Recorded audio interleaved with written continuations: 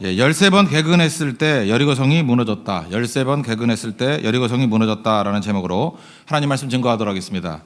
변화는 쉽지 않습니다. 예를 하나 들어본다 그러면 우리나라 사교육비 중에서 가장 많이 지출하는 것이 영어입니다. 아마도 영어 학원 또는 영어 학습지 또는 영어 CD를 구입한다거나 옛날 같으면 테이프를 구입한다는 거라 또 외국인 전화 영어 영어 해외 연수 이런 거 한 번쯤 안 해본 사람 없을 것입니다. 이 중에서 하나도 안 한 사람 아마 거의 없을 것입니다. 그런데 막상 지금이라도 당장 외국인하고 자유롭게 의사소통이 가능한 사람이 있습니까? 그러면은 그 대통령 지지율입니다. 5%도 안 된다고 생각을 합니다. 예. 왜 그런 일이 벌어질까요? 모국어가 아니기 때문에 그렇습니다. 이 모국어라는 것이 한자 그대로 푼다 그러면 뭐예요? 엄마 나라 말이죠. 모국어, 엄마 나라 말. 그러니까 말과 행동에 지대한 영향을 끼친다는 것입니다. 우리는 모국어에다 뿌리를 두고 있습니다. 이거는 말뿐만 아니라 행동에도 다 그런 뿌리가 있다는 것입니다. 특별히 여기도 같은 말을 쓰지만 지방에서 올라오신 분들 보십시오. 이렇게 사투리 쓰잖아요. 그런데 이성을 가지고 통제할 때는 전혀 문제가 없습니다. 어딘지 몰라. 서울 사람 비슷하게 얘기를 해요. 그런데 위기 순간이 오면은 엄마야 그러고 저는 서울 사람인지 아세요? 아이고 엄니 그러더라고요. 그게 위기 순간에 한번 뒤통수 때려보면 알아요. 그냥 금방 갑니다. 이게 그만큼 뿌리가 있다라는 것입니다. 아버지를 정말 싫어하는 어떤 형제를 알고 있습니다. 얼마나 싫어하는지 청소년기에 가출도 하고 반항도 되게 많이 했습니다. 이제 40이 넘어서 만나봤더니 아버지 성향 그대로 있습니다. 그렇게 싫어하는 아버지 거의 똑같아요. 어떤 여자분인데 아버지 이분도 되게 싫어해요. 그래서 아버지 같은 사람과는 절대 결혼하지 않겠다라고 다짐하고 그의 엄마도 그런 얘기를 합니다. 네 애비 같은 남자 만나면 다리 몽둥이 부러뜨리겠다고. 엄마도 동조합니다. 그러니까 딸과 엄마가 이렇게 의기투합했어요. 근데 어느 날 남편을 쳐다보니까 아버지 모습이 발견됩니다. 똑같은 거예요. 그렇게 싫은데도 불구하고 다시 돌아가는 거. 무슨 얘기입니까? 그만큼 변화가 어렵다는 것입니다. 우리 예수 믿는 사람들 가운데도 이런 말 쓰면 안 되는데 이렇게 말하는 분이 있습니다. 성령도 내 성질은 못 고쳐. 이런 얘기를 합니다. 고칩니다. 그러다가 진짜 큰일 나고 그런 소리 하는데 근데 이런 말을 이렇게 하는 이유가 뭘까요? 어렵다는 얘기죠. 그만큼 이렇게 변화가 어렵다는 것입니다. 근데 좋든 싫든 간에 변화는 일어납니다. 긍정적으로 변화를 일으키는 걸 그냥 변화라 그러고 그냥 가만히 있으면은 변화가 안 되는 게 아니죠. 썩잖아요. 뭐든지 썩지요. 이걸 변질 그럽니다. 그래서 우리는 힘쓰고 애써서 변화를 추구해야 됩니다. 어차피 다 변해요. 그러니까 좋은 쪽으로 변하는 것을 그냥 변화라고 부르고 그냥 가만히 있어도 썩는다니까요. 변질되지 않기 위해서는 변화하기 위해서 힘쓰는 모습이 있어야 된다는 것입니다. 오늘 맹인 거지 바디메오가 나오는데 이 사람은 변할 것 같지 않은 사람입니다. 일단은 거지는 그래도 변화될 수 있죠. 이것도 쉬운 건 아니지만 맹인 지금도 현대의학이 발달됐지만 이게 맹인이 눈 뜬다는 거는 거의 불가능한 일로 생각되지 않습니까? 이건 변화되지 않는 일이에요. 그런데 이 바디메오가 바로 나라는 거예요. 절망이죠. 변화 안 될 것 같죠. 근데 변화됐잖아요. 맹인이 변화돼서 눈을 뜨게 됐고 보게 됐습니다. 예수님 만나서. 우리도 이런 변화를 추구해야 된다는 것입니다. 변화될 수 있습니다. 변화돼야 됩니다. 그럼 변화를 위해서 상식적인 얘기인데 첫 번째 해야 될 일이 뭐겠어요? 인식과 인정이 필요하다는 거예요. 무슨 얘기입니까? 나는 지금 문제가 있는 존재입니다. 나는 변화가 필요한 존재입니다. 라고 하는 것을 인식하고 인정하는 거, 이게 첫 번째 단계라는 것입니다. 그 톡쇼 하던 여자분 계시죠? 오프라 윈프리. 그분이 이런 얘기를 한 적이 있습니다. 오늘날 나를 있게 한 것은 두 가지라고. 궁금하죠? 첫 번째가 뭐냐? 나의 두 번째 아버지가 어릴 적부터 가르쳐 주셨던 독서다. 그래서 굉장히 책을 많이 읽은 분입니다. 상황은 굉장히 어려웠는데 두 번째 아버지, 그러니까 아버지가 얼마나 많았는지 아시겠죠? 예, 두 번째 아버지가 가르쳐준 독서다. 그리고 두 번째가 인상적인데 진실이래요. 독서와 진실. 잘 이해가 안 될 것 같으니까 두 번째는 좀 부연 설명을 합니다. 진실은 사실과 다르다. 사실이라는 건 뭐냐 하면 일어난 사건을 사실. 그러면 진실은 뭐냐? 일어난 사건을 인정하는 것. 그게 진실이라는 거예요. 그리고 우리 인정 안 한다는 거예요. 내게 벌어진 모든 사건을 인정하지 않는. 그래서 진실하지 않다는 것입니다. 그러니까 진실은 뭐예요? 인정하는 거예요. 진실은 뭐예요? 받아들이는 거예요. 이 영접하는 거라고요. 있는 그대로 사실을 받아들이는 것. 그 다음부터 수정이 가능하다는 것입니다. 오늘 우리가 제일 먼저 해야 될 일이 뭐냐? 진실해지는 겁니다. 내가 문제가 있다. 그것을 받아들이는 것. 인정하는 것. 그때부터 변화가 나타나기 시작한다는 것입니다. 바디메오가 그랬잖아요. 자기 문제를 인정하고 예수님께 나오잖아요. 그러니까 변화가 되더라는 것입니다. 그 두 번째 단계는 너무 간단하죠. 인정했으면 이제 그 변화를 위해서, 수정을 위해서 모든 걸 다 쏟아 부어야죠. 그래서 우리가 어떻게 변화될 것인가를 보여주는 중요한 단서가 저는 50절에 있다고 생각합니다. 50절을 중심으로 보면은 맹인이 겉옷을 내버리고 뛰어 일어나 예수께 나아오거늘. 이게 우리 이야기가 되었으면 좋겠어요. 겉옷을 내던지고. 이 이스라엘 사람들에게 있어서 겉옷의 가치는 우리가 생각하는 것보다 훨씬 더 큰 것입니다. 특별히 거지가 겉옷을 내던졌다. 이건 상상 못할 일입니다. 왜냐하면 그의 전 재산이기 때문에. 이 팔레스타인에서는요, 이 겉옷이 필수품입니다. 이 온도가 얼마나 높은지 낮에는 너무너무 온도가 높아가지고요, 직사광선이 있어서 이 반팔 입으면 탄대요. 다 타서 그냥 쭈글쭈글해져 버린답니다. 그래서 오히려 옷을 입어야 된대요. 겉옷이 그런 역할을 하는 겁니다. 이렇게 가리는 거. 저도 한번 그 라스베가스에서 쭉 올라가면 후보댐이라고 있죠. 후보댐에서 조금만 더 가면 모하비 사막이 있습니다. 저도 객기죠. 차 다 보내버리고 1시간 있다 오라고. 그래서 거기 모하비 사막에서 1시간 동안 진짜 혼자서 걸었어요. 멀리 가면 또 길 잊어버릴까 봐 거기서 걸었어요. 온도를 보니까 45도더라고요. 그때 제가 반팔을 하나 입고 그냥 있었는데 아무것도 없이 타 죽겠더라고요. 1시간 내에 타 죽겠더라고요. 그래서 제가 이 반팔인데 그걸 벗었어요. 벗어서 이렇게 그늘을 만들었어요. 오히려 벗는 게 나아요. 그늘이 낫더라고. 그때 제가 요나 욕을 괜히 했다 그런 생각을 하셨어요. 이 박넝쿨의 그늘도 너무너무 귀한 거더라고요. 이거 별거 아니잖아요. 근데 얼굴에도 가리는 게 낫겠더라고요. 몸보다도. 근데 역시 뭐 1시간 있다 온 게 아니라 20분 있다가 돌아오더라고요. 분명히 그럴 줄 알았다 그러면서 그럴 줄 알고 왔더라고요. 그래서 제가 벗어났던 적이 있는데 팔레스타인이 그런 정도 온도랍니다. 40도 가까이 가고 그러니까 겉옷이 낮에는 그늘 만들어주는 거예요. 그래서 출애굽을 할 때 이스라엘 백성들을 구름 기둥으로 보호했다. 그거 그늘 만들어줬다 그 뜻이에요. 밤에는요 온도가 굉장히 떨어진답니다. 거의 뭐 2도, 3도 이렇게까지 떨어진대요. 그러니까 밤에는 추워서 옷을 입어야겠죠. 영하도 아닌데 왜 그렇게 떱니까? 그러는데 이번 네팔 가보니까 알겠어요. 카트만두 해발 고도가 1,300m인데 그 높을 때 온도가 24도예요. 그리고 아침에 새벽이나 이런 온도가 8도예요. 근데 난방이 안 되니까 큰 파카 입고도요 춥더라고요. 파카 입고 잤어요. 8도인데 온도가 낮지 않은 것 같은데 이게 난방이 안 되니까. 근데 2도, 3도라 그러면 아주 춥겠죠.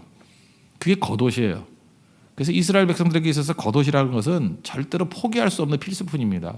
가난한 사람들에게 이렇게 저당을 잡히죠. 그래도 겉옷만은 저녁에는 돌려주라 그런 얘기입니다. 그거 없으면 죽기 때문에 그런 일이 벌어진다는 것입니다. 그래서 겉옷은 포기할 수 없는 거예요. 근데 이 바디메오는 겉옷을 내버리고 던져버렸다고 얘기를 합니다. 이건 포기죠. 자기가 이제까지 의지할 수 있었던 모든 것을 포기하는 것. 겉옷이 얼마나 중요한지를 이게 성경을 통해서 한번 분석을 해보면 이게 따져보면요 재밌는 사실을 알 수 있는데 부활 이후에 제자들이 그 물고기나 잡으러 가자라고 돌아갑니다. 요한복음 21장에 나오거든요. 베드로가 중심이 돼서 7명의 제자가 고기나 잡으러 가자 그러고 갔어요. 부활의 주님이 그들에게 오셔가지고 야, 배 오른편에 그물 던져라. 처음 부르실 때를 상기시키는 사건이 있었죠. 그랬더니 엄청나게 고기를 잡았어요. 그때 요한이 사랑하는 제자니까 요한이죠. 21장 7절 얘기인데 주님이시다 그랬어요. 예수님이다 이랬더니 보기는 요한이 먼저 봤는데 베드로가 먼저 물 위에 뛰어듭니다. 주님이다 그 얘기를 듣고 뛰어들었어요. 근데 그걸 그대로 읽어드릴게요. 시몬 베드로가 벗고 있다가 주님이라 하는 말을 듣고 겉옷을 두른 후에 바다로 뛰어내리더라. 겉옷 누가 훔쳐갈까 봐. 겉옷을 두른 다음에 뛰어내리더라. 그래서 베드로는 절대로 우산 잃어버릴 사람 아닙니다. 주님이다 그래도 겉옷은 챙겨야지. 그리고 입고 뛰어내렸어요. 저는 이걸 보면서 되게 웃겼다고 생각을 합니다. 이게 무슨 얘기예요? 그만큼 겉옷은 중요한 것이다. 바울 얘기 한번 해볼까요? 바울은 다 포기했잖아요. 결혼도 안 하고 뭐 무소유잖아요. 무소유. 뭐 가진 게 뭐가 있습니까? 아무것도 없는데 바울이 딱 요구한 게 2가지예요. 말년에 디모데후서 4장 13절 보니까 내가 올 때 들어와 가보의 집에서 겉옷 가지고 하라. 이거 꼭 챙기잖아요.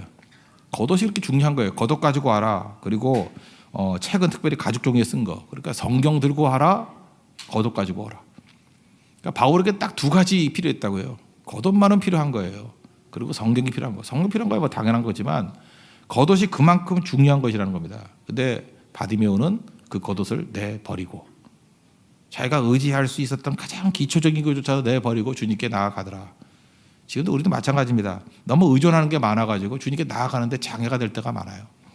베드로 같은 모습도 있죠. 주님 부르신다 그러는데 겉옷은 챙겨서 가려고 그러니까 있으면 다행인데 그게 멀리 있으면 또 그것 때문에 시간을 끌다가 기회를 놓칠 때가 많이 있다는 것입니다.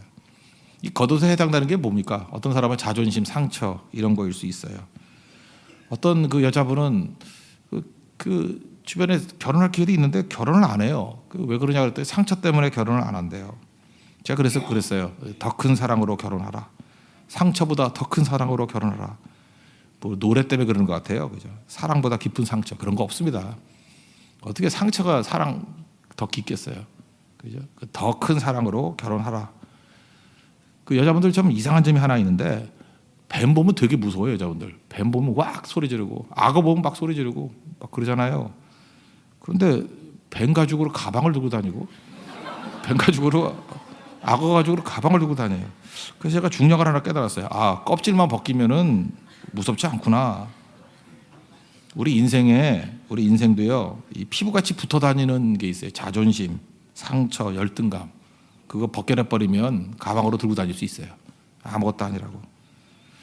우리 뱀 무서워하지 않습니까? 뱀 잡는 법 하나 가르쳐 드릴까요? 뱀을 어떻게 잡냐면 이게 동네 얘기예요. 시골에 사시는 분이 그런 얘기를 해요. 뱀 잡는 건 간단하대요. 뱀이 딱 오면은 이걸로 알바했대요. 옛날에 뭐 엿 바꿔 먹을 때 그죠. 뱀이 탁 나타나면 막대기 탁 때린대요. 그럼 뱀이 힘을 잃는데요. 뭐 당연하죠. 막대기를 맞으니까 힘을 잃죠. 근데 그걸 어떻게 잡느냐 하면은 힘을 잃었을 때 막대기로 입을 열는데요. 입이 열리잖아요. 턱 같은 거 누르면 이렇게 입이 쫙 열릴 거 아니에요. 그때에 침을 뱉는데요. 입에다가 침을 탁 뱉으면 쭉 뻗어버린대요. 그때 이렇게 뭐 바구니 같은데 넣어가지고 갖다 팔면은 뭐 엿도 주고 그랬다 그러는데 그건 신기하더라고요. 뱀의 입을 벌려가지고 침을 뱉으면은 그 왜 힘이 쭉 빠져버리죠? 두 가지 설이 있어요. 첫째는 우리 침 속에 무슨 특별한 효능이 있다라는 거고, 두 번째는 더러워서 뻗었다 이런 얘기도 있고. 근데 두 번째는 제 얘기고 첫 번째가 맞는 것 같아요. 첫 번째가 맞는 것 같아요. 우리 침이 이게 무서운 거예요, 그죠? 뱀한테 있어서 우리 인간의 침은요 치명적이래요. 치명적. 그래서 쭉 뻗어버린대요. 여기 시골에 계신 분들 아실 거예요. 뱀 그렇게 잡는데요. 침 뱉어서 잡는데, 침 뱉어서. 이거 보면서 알 수 있는 게 악한 마귀를 이길 수 있는 길이 무엇입니까? 우리가 이게 입에서 나가는 말씀으로, 그죠? 이게 침 같은 요소라고요. 꼼짝도 못하게 만들 수 있다는 것입니다. 그래서 뱀 잡아야 돼요. 껍질 벗겨버려야 돼요. 그게 우리 삶 가운데 있는 열등감, 상처 뭐 이런 거라고요. 또 우리가 의지하는 게 뭐가 있습니까? 뭐 자격증, 학점, 관계, 뭐 성과, 돈 이런 거 많이 의지하지 않습니까? 그죠? 근데 그런 거 버려야 주님께 나아갈 수 있다고요. 괜히 그 알량한 것 때문에 눈 떠야 되는 사람들이 눈 뜨지 못하고 거지로 살다가 있다는 것입니다. 이 앞부분에 보면 부자 청년 나오거든요. 부자 청년 그 포기하고, 예수님 그러잖아요. 너 재산 다 팔고 나 따르라. 그거 못 해가지고 예수님 못 따랐잖아요.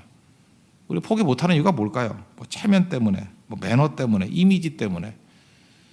저는 바디메오가 참 좋다고 생각해요. 바디메오는 관리할 이미지가 없어요. 여러분 가운데도 지금 너무 관리할 이미지가 많아가지고 힘든 분들 있죠. 그래서 예수 앞에 나올 때는 이게 바닥으로 내려가게 만들 때가 많아요. 그래서 관리할 이미지가 없을 때, 그때 능력이에요.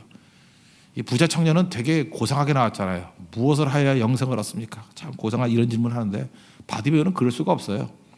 소리 지르는 거예요. 나를 불쌍히 여겨달라고. Mercy me. 내게 긍휼을 베풀어달라고. 살려달라고. 이기에 놓치면 안 된다는 거죠. 이거 하나 붙들어야 된다는 거예요. 지금 아니면 영영 소망이 없습니다. 예수님 아니면 안 됩니다. 불쌍히 여겨주세요. 소리 지르는 거죠. 요즘에 종종 보면요, 교회 와서 기도하는데 소리 지른다고 자꾸만 뭐라 그러는 분들이 있어요. 아, 교회에서도 소리 지르지. 어디서 소리 질러요? 그러면 지하철에서 소리 질러요? 잡혀가요. 어디 가서 소리 질러요? 광화문 가서 뭐 그때는 되지만 다 하니까.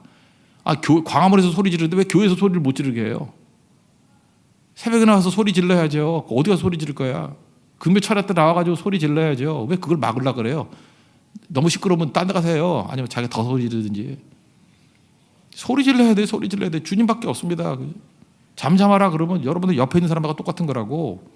예수님이 누굴 지지했어요? 소리 지르는 사람을 지지했지.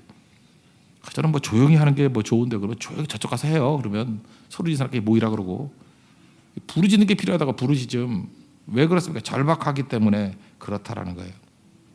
우리가 주님 부르짖으면서 주님밖에 없습니다 하고 주님 앞에 나아가는 그 모습이 필요하다는 것입니다. 그래서 예수님께 쓰임 받았던 모든 사람들 보면요, 겉옷 집어던진 게 다 있었어요. 포기하는 거죠. 제자들도 배를 버리고 아비를 버리고, 아브라함도 본토 친척 아비 집을 버리고 주님께서 지시한다고 갔잖아요. 오늘도 여러분들 근근히 의지하고 있는 것들이 있습니까? 그거 겉옷입니다. 내던지고 주님 앞에 나아갈 수 있는 믿음의 종 되길 바랍니다. 또 하나는 뭐예요? 뛰어 일어나서 예수께 가라지요. 뛰어 일어나 예수께 나아오거늘. 용기를 내십시오. 용기를 내야 돼요. 그죠? 어떤 사람은 다른 사람들이 뭐 싫어할까봐 너무 정중하다 이러는데 아닙니다. 겸손과 두려움은 다른 거예요. 그 두려운 거죠. 겸손이 아니에요. 무리함과 용기는 달라요. 우리 무리한 게 아니고 용기예요. 뛰어 일어나서 주님께 가는 용기가 있어야 된다는 것입니다. 바디메오가 있던 자리가 어디예요? 46절 보니까 길가라 그러잖아요. 이 길가라는 게 참 애매모호하지 않습니까? 길은 사람들이 다니는 데잖아요. 길가는 그 사이드죠. 사이드라는 건 뭐예요? 어찌 보면은 사람들과 네트워킹 할 수 있는 옆자리예요. 사람이 네트워킹 할 때 길가로 다니잖아요. 근데 다니는 사람 옆에서 슬쩍슬쩍 동정 받기에는 길가가 제일 좋은 거예요. 그래서 길가는 어떻게 보면 편안한 곳이고 익숙한 곳이고 구걸하기엔 너무너무 좋은 곳이에요. 근데 이 길가 인생이, 여러분들 지금 길가 인생들이죠. 많은 사람들이 길 한가운데로 뛰어나옵니다. 그죠? 그리고 주인공이 돼버려요. 주님, 나를 불쌍히 여겨달라고. 그게 반드시 필요하다는 것입니다. 길가 인생에서 중앙으로 나오십시오. 그리고 예수님께 부르짖으라고요. 나를 불쌍히 여겨달라고. 여러분 쉽게 사는 길 하나 가르쳐 드릴까요? 리더 되십시오. 맨 앞에 서면 제일 쉬워요. 여러분 교회에서도 일하다 보면요, 담임 목사가 별로 안 힘들어요. 담임 목사가 제일 쉬워요. 부교육자가 힘든 거예요. 뭐 이렇게 네팔 선교 갔다 오고, 지난번 같으면 인도 선교 갔다 오자마자 뭐 비행기 내리자마자 몇 시간 있다가 뭐 젊은 예배 설교하고 저녁 예배 설교하고 힘드시겠어요? 안 힘들어요. 담임 목사는 안 힘들어요. 왜냐하면 리더니까 하나도 안 힘들어요. 사장님은 안 힘들어요. 60이 돼도 안 힘들어요. 사원이 힘든 거지. 그러니까 사원 되니까 힘든 거예요. 사장 되십시오. 사장 느낌 가지고 살라고요. 그럼 하나도 안 힘들어요. 그죠? 그 선두에서는 거예요. 오늘도 예배 드릴 때 힘든 사람이 뒤에 앉으신 분이 힘든 거예요. 이렇게 예배가 지루하냐 기냐 뭐 이럴 수 있지만 앞에 있는 사람들을 안 힘들어요. 앞에서 졸기 힘들어요. 큰 믿음 가져야 앞에서 졸죠. 잠깐 졸리는 분들은 앞에 오세요. 절대 못 졸아요. 그죠? 째려보고 일단 욕하잖아. 졸면은. 그러니까 힘들다고. 그러니까 뭐든지 앞에서 하면 돼. 등산할 때도 마찬가지예요. 맨 앞에 설 때 안 힘들어요. 뒤가 힘든 거예요. 그래서 등산할 때도 보면은 제일 등산 잘하는 사람은 앞에 세우잖아요. 이유가 뭐예요? 너무 그 속도를 조절할 수 있게, 전체가 갈 수 있는 속도를 조절하는 거예요. 그리고 2인자를 맨 뒤에 세워요. 그래 낙오자들 없이 가게 만드는 거예요. 늑대 무리를 보면은 되게 중요한 건데, 늑대는요 리더가 있고, 이 무리 가운데 리더가 있고 2인자쯤 되는 애는 쫓아내 버려요. 그걸 이제 황야의 늑대라 그래요. 늑대 사회에서는 2인자를 용납하지 않아요. 그러니까 2인자가 되면 쫓아내 버려요. 그럼 무리에서 쫓겨난 늑대 얼마나 힘듭니까? 먹고 살기 힘들죠. 여기저기 근근히 다니면서 점점 강해져요. 뭐 몇 마리 죽겠지만 강해져요. 강해지고 무리가 알지 못하는 새로운 정보를 얻어요. 먹을 것과 방어할 것과 강인하게 훈련을 받아요. 그러고 난 다음에 리더가 늙어지면은 요놈이 와가지고 리더를 물어 죽이고 자기가 리더가 돼요. 그래서 늑대 무리가 죽지 않고 강건해진대요. 그 2인자를 황야의 늑대 이렇게 부른대요. 여러분 잊지 마십시오. 2인자는 옆에 두는 게 아니에요. 옆에 있는 게 무슨 2인자입니까? 그 측근이지. 2인자는요 맨 뒤에 둬야 돼요. 맨 뒤에 두면 소외되고 낙오된 사람들을 중심으로 민심을 얻어요. 그래서 계속해서 낙오가 되면 그건 반역이에요. 반역만 아니라 그러면 조절을 잘하면은 약한 사람과 함께 다 살아날 수 있는 힘이 2인자의 능력이에요. 그러고 난 다음에 교회는 뭐 짐승사회가 아니니까 그 다음에 리더십을 키우는 거죠. 그래서 여러분 교회에서 리더를 키울 때는요 옆에서 두고 키우는 게 아니에요. 웬만큼 키우고 난 다음에는 멀리 보내서 그죠? 사역을 하게 만드는 거예요. 떨어지게 만드는 거예요. 그때 리더가 크는 거라고요. 그리고 리더들이 언제 큽니까? 성교 가가지고 팀 나눠가지고 독자적으로 뛰잖아요. 그게 2인자들이 할 일이래요. 그럼 그 사람들이 곧 리더가 돼가지고 전체를 이끌 수 있는 리더가 또 될 수도 있다라는 것입니다. 그게 중요한 게 뭐예요?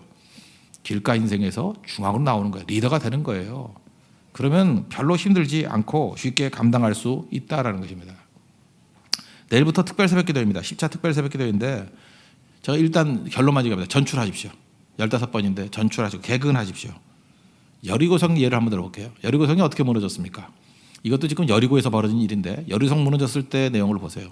하루에 한 바퀴씩 6일 동안 돌았어요. 그리고 마지막 7일째 7바퀴 돌고 소리 지르면 무너진대요. 그러니까 6일 동안에 6바퀴, 그러니까 6번, 마지막 7바퀴 중에 6바퀴, 그럼 12번을 돌았어요. 무너졌어요? 안 무너졌어요?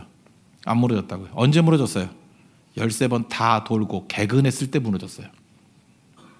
여러분, 이런 기도회라든지 하나님께서 주신 말씀에 대해서는 개근하는 게 중요합니다. 한 번도 안 빠지고 다 할 때 이제 무너지는 거예요. 단 한 번도 예외가 있으면은 아무 일도 벌어지지 않았어요. 그럼 이게 왜 중요한 거냐? 여러분, 특별 새벽 기도라는 게 우리 인생을 변화시키기 위해서 하는 거 아닙니까? 변화시킬 때 이런 거예요. 뭐 시간 되면 갈 거야. 뭐 띄엄띄엄 갈 거야. 그러면 일단 변화가 일어나질 않아요. 일단 원래는 4주를 했었는데 이제 3주로 줄였지 않습니까? 3주 정도를 개근을 해야 된다. 그래야 특별 새벽 기도의 의미가 있다. 그러면 어떤 일이 벌어지느냐? 교제권이 변해요. 3주를 새벽 기도를 개근하려 그러면요, 밤에 일찍 자야 돼요. 하루 안 잤다 할지라도 그 다음날 일을 못 해요. 막 머리가 빙빙 돌고. 그래도 낮잠 자면 안 돼요. 버티면 저녁에 무조건 쓰러져 자게 돼 있어요. 오자마자 쓰러져 자게 돼 있어요. 그러면 저녁에 만나는 사람들 다 안 만나게 됩니다. 저녁 시간 약속이 없어지게 되고요. 저녁에 술 마신다 술도 못 마실 거고요. 뭐 TV도 못 볼 것이고, 뭐 예를 들어서 밤참 이런 거 먹으면 새벽에 못 깨요. 그래서 그냥 물만 마시고 다 자버리는 거예요. 그래서 아침에 깨게 되는데 그 며칠 걸려요. 그죠? 뭐 의지로는 한 3일은 버티다가 그 다음에 이게 몸에 벨라 그러면 이게 며칠 안에 이렇게 된다고요. 이것이 개근이 돼가지고 한 3주 정도 지나면요, 몸에서 사인이 와요. 이제는 체질이 변화가 되는 거예요.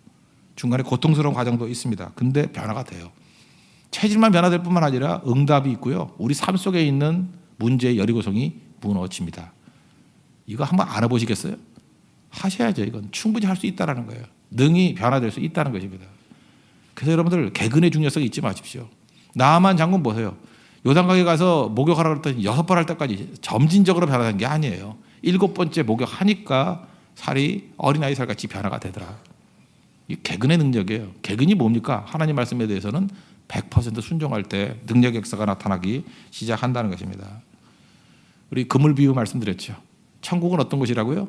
그물 던져 잡힌 고기 같다고. 주님이 던진 그물이 있으면 피해야 돼요? 잡혀야 돼요?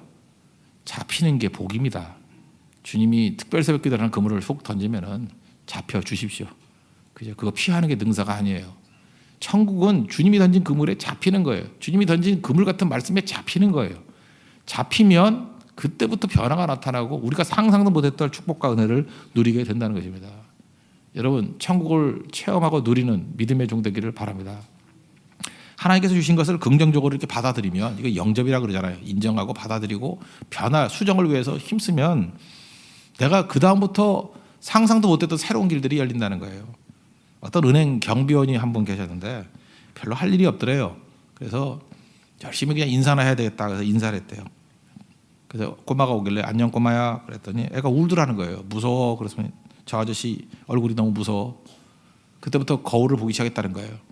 자기가 봐도 무섭더래요. 별로 웃어본 적이 없기 때문에. 그래서 웃는 연습을 계속 했답니다. 이렇게 힘쓰고 애쓰면, 이렇게 개근하는 마음으로 계속 애쓰면 변화가 돼요. 나중에 인상이 너무 좋아져가지고 많은 사람들이 오더라는 거예요. 특별히 뭐 동네 사람들이니까 그 할머니 같은 분들은 뭐 비밀번호도 가르쳐 주더라는 거예요. 그래서 대신 돈도 찾아주고 그 정도로 신뢰를 받는 사람이 됐대요. 할머니 비밀번호가 뭐예요? 그랬더니 비둘기 그러더래요. 비둘기가 뭐예요? 그랬더니 9999 그러더라는 거예요. 예, 그래서 할머니는 항상 이렇게 피싱에 사로잡힐 가능성이 크죠. 비밀번호 이렇게 하면 되죠. 비둘기 999 이러더라는 거예요. 나중에는 너무 이 사람이 민심을 얻어가지고 동네 사람들이 건의해가지고 은행의 정식 직원이 되었고, 그죠? 나중에 지금은요 그 은행 나와가지고 마을 금고 이사장이 되었대요. 이거 어떤 기사 이야기예요. 기사 신문에 난 기사 이야기. 이분이 삶을 변화시켰던 내용은 딱 하나예요. 그게 뭐예요? 내가 밝게 웃겠다라는 하나, 이 결심. 그리고 실제로 훈련하고 연습해서 그렇게 되니까 아무것도 아닌 경배에서 지금은 시골이지만 마을 금고 이사장까지 되는 일들이 벌어지게 되더라는 거예요. 이 영접하는 마음이에요. 받아들인 마음. 낙하산과 얼굴은 펴져야 삽니다. 펴십시오. 펴지지 않는 낙하산 같으면 여러분 죽잖아요. 얼굴도 마찬가지예요. 펴야 됩니다. 그리고 영접하는 마음으로 받아들이십시오. 이 바디메어 같이 우리 인생이 변화되는 우리 계기를 삼는 특별 새벽기도 되는 은총이 임하기를 바랍니다. 모두 자리에서 일어나겠습니다. 주만 바라볼지라 찬양하겠습니다.